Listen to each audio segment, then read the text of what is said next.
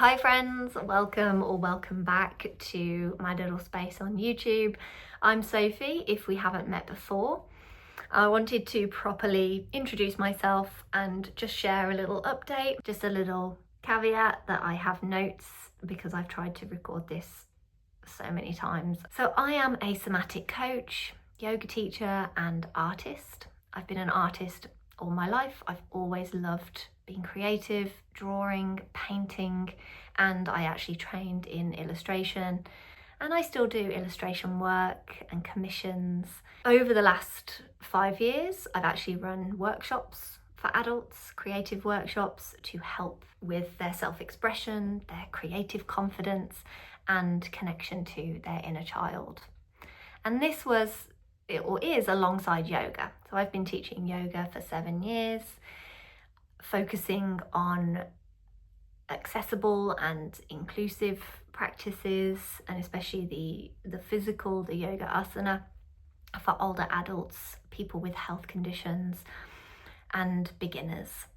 So helping people really step into ways of moving their body when there might be limitations or restrictions or things going on. And this is what led me to train as a somatic coach.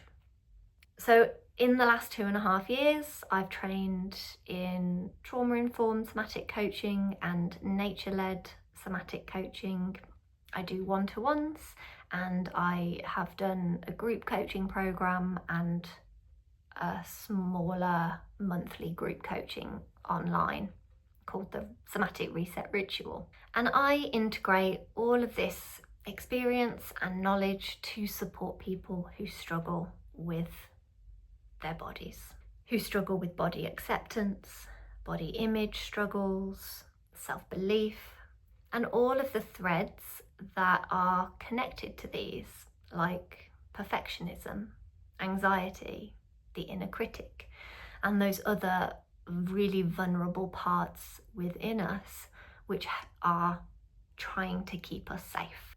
I work in a trauma-sensitive and nature-led way, which helps you reconnect with the natural cycles and rhythms of being human, of the seasons, and reminds you of your innate humanness and connection to nature, and aims to help you move away even just a little bit from the societal pressures, consumerism, and ways that keep us stuck, keep us exhausted, keep us pressured into being perfect all the time, or seeking those quick fixes that might end up just being quite surface level but don't actually transform or change anything on a nervous system level. So we keep repeating those old patterns and coping strategies. So somatic coaching offers you guidance, education, tools, and accountability to help you move forward and maybe explore what is stopping you, but help you explore how you want to be. And this is where we bring in a somatic approach. So there are 2 things that happen here. When we bring in this body-led approach, we've got these life experiences that might be undigested in our bodies. That's where our beliefs are, that's where our tension, our holding patterns, our ways of being keep showing up through these undigested life experiences that haven't been able to play out and process properly at the time. So we hold on to them. So we've got this current way of being. And then we have this new way, like cognitively, we know we want to feel confident. We want to be comfortable in our skin. We want to not worry what people think of us. But this way of being is knocking heads. It's just because this way wants to keep us safe. There's nothing wrong with you. It just wants to keep you safe. So it might not feel safe enough to step into this new way of being. So with a somatic approach, we have to work with the body, the nervous system, create enough stability, enough nourishment, and take it really slow to allow these undigested experiences to slowly begin to feel safe enough to come forward, be seen, be witnessed, and do what needs to happen for that to change within your system.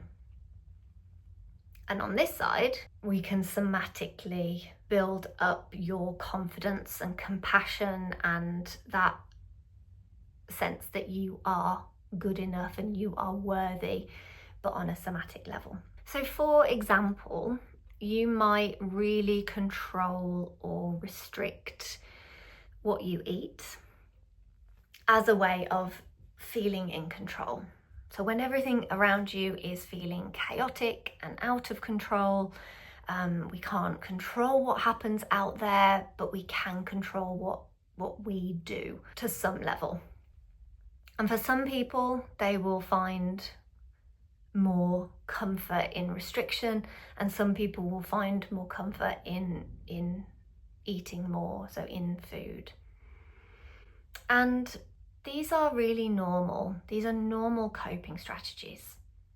They are ways that we have learnt to protect ourselves, to nourish ourselves, but they might not be how you want to be anymore going forward.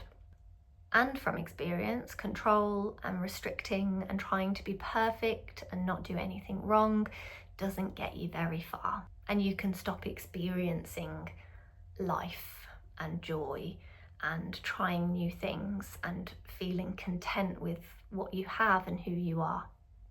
So first, we create stability, being able to acknowledge and understand your nervous system, your emotions, how beliefs show up in your body and in your system, and then work to release, digest, compost that control. With a coping strategy, we would be looking to bring something else in that is nurturing. But there might be something in your system that needs to happen to allow that shift. So in small steps until you feel comfortable, until your body feels comfortable to do so. I'm going to finish up here and I'm going to link my website and details below. So if any of this resonates with you and you'd like to connect, do reach out or sign up to my newsletter. Thank you once again for being here, and I hope this can be a supportive and nurturing space for you. Take care.